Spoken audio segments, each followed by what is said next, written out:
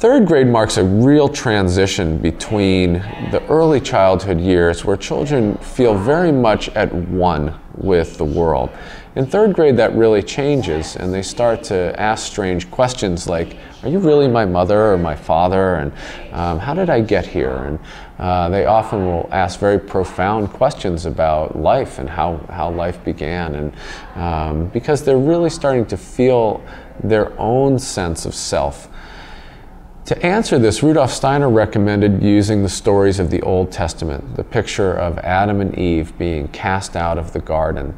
And along with these, there are many moral questions that come up about how do individuals act in the world, the temptation of eating the apple, the Cain and Abel. Am I my brother's keeper? Is there, do I have a responsibility beyond myself? These are very deep questions that once again are held in a very pictorial form so that children can start to explore the nature of their own consciousness at that time.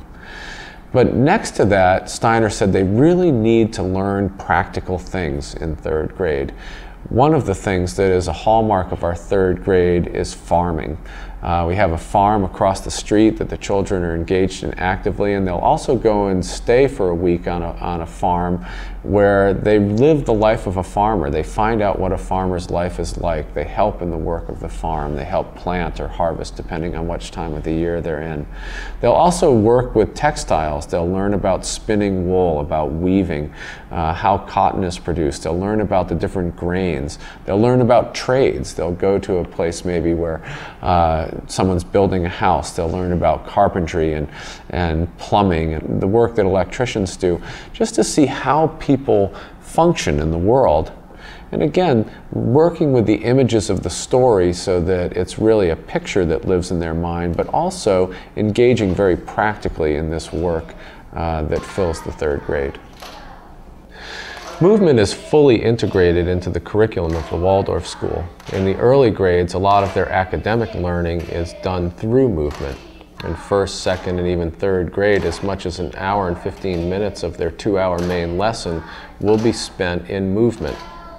As they move into fourth grade, they really almost give you a glimpse of what they're going to be as teenagers. There's this window where they really show what's going to come, a harbinger of things to come. And to meet these budding teenagers in waiting, we use the Norse mythology. And if you've spent time with children in fourth grade, they're very full of vibrancy and emotion, and they're really full of themselves. And this is very much what is in the Norse myths, the myths of the Vikings. Thor, the powerful Thor, the trickster Loki, all-knowing Odin. All of these gods had flaws, and these flaws would eventually bring them down. But they're very personable and approachable gods, and the stories that are told through these Norse myths are very entertaining, very boisterous, and meet the needs of the fourth grade child very accurately. Each student in fourth grade chooses to play a stringed instrument, either the viola, the cello, or the violin. And that instruction continues for at least 2 years, and longer if they choose it. In fifth grade, which is really kind of a golden age of childhood, it's the time when children are just approaching puberty but not quite there yet. And they start to have a worldliness. They want to look out into the world, but there's an innocence that still exists there that gives this kind of golden moment of childhood.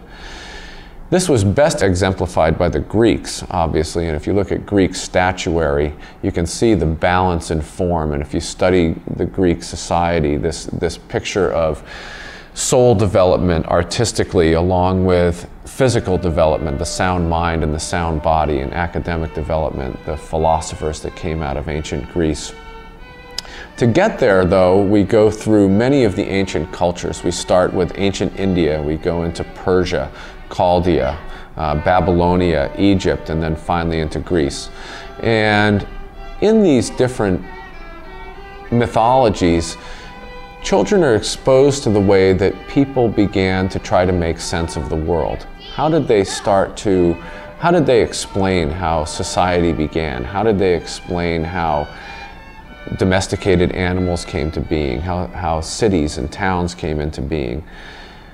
And so through this time, they're really coming to this moment in ancient Greece, which many people call the golden age of civilization, and we spend a good amount of time with this.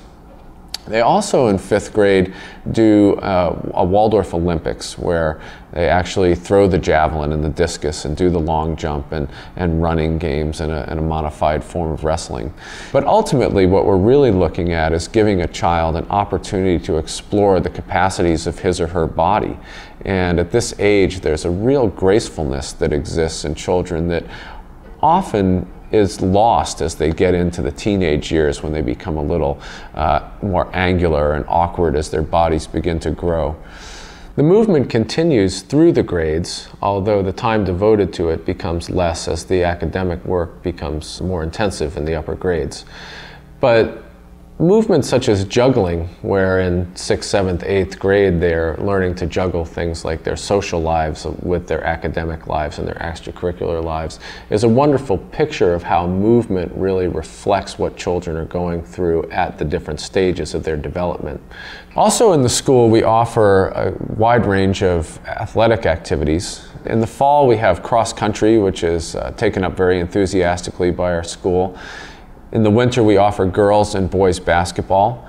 In the spring, we offer ultimate frisbee and tennis from 5th grade up. In the high school, they offer all of those, as well as a soccer program in the fall. We have just begun a baseball and softball program, and swimming has been something that we have done at different times.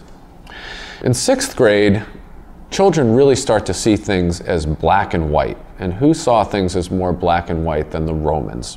And the other thing that you see in the 6th grader is the wanting to get out and do things. And again, this is really exemplified by the Romans with the building of the roads and these incredible colosseums and all of the things, the conquering that they did.